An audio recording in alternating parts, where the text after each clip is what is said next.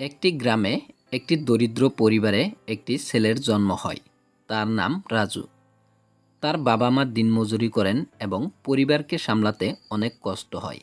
রাজুর জন্মের পর তার মা বাবা আশা করেন যে একদিন সে বড় কিছু করবে। রাজু ছোটবেলা থেকেই খুব পরিশ্রমী ছিল। তার পরিবারে বই কেনার টাকা ছিল না, কিন্তু সে খালি কাগজে ছবি আঁকত এবং পড়াশোনার প্রতি আকর্ষণ তৈরি করত। একদিন তার শিক্ষক তাকে স্কুলে ভর্তি করার জন্য সাহায্য করেন। স্কুলে পড়াশোনা করা কঠিন ছিল, তবে রাজু কখনো হাল ছাড়েনি। রাত দিন পড়াশোনা করত আর মাঝে মধ্যে তার বাবার কাজেও সাহায্য করত। তিনি জানতেন একমাত্র শিক্ষা তাকে তার দারিদ্র্য থেকে বের করে আনতে পারে। রাজু একদিন স্কুলে প্রথম হওয়া স্বপ্ন দেখছিল, কিন্তু স্কুলে কিছু শিক্ষার্থী তাকে তুচ্ছ করত। তারা তাকে ছোট এবং গরিব বলে হাস্যকর নামে ডেকে বিদ্রূপ করত। তবে রাজু কখনো তাদের কথা আমলে নেননি, বরং আরও বেশি পরিশ্রম করতে শুরু করল। রাজু যখন ক্লাস 8-এ পড়াশোনা করছিল, তখন তার শিক্ষক তাকে আইএএস পরীক্ষার প্রস্তুতির পরামর্শ দেন। রাজু, যিনি মাত্র একটি সাধারণ গ্রামের ছেলে, তখন থেকে আইএএস অফিসার হওয়ার স্বপ্ন দেখতে শুরু করে। রাজু শহরে চলে আসে এবং একটি ছোট্ট হোস্টেলে থাকতে শুরু করে।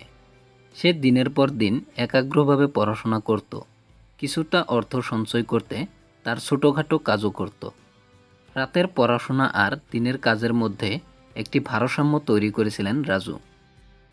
রাজু একদিন আইএএস পরীক্ষার পরীক্ষার্থী হয়ে ওঠে। পরীক্ষা কেন্দ্রের সামনে দাঁড়িয়ে সে মনে মনে বলছিল, আমার পরিবার আর আমার গ্রামের জন্য আমি এই পরীক্ষা পাশ করব। তার চোখে আত্মবিশ্বাস ছিল। 1 মাস পরে রাজু যখন পরীক্ষার ফলাফল জানল, সে দেখল যে সে উত্তীর্ণ হয়েছে। তার চোখে আনন্দের জল এসে গিয়েছিল।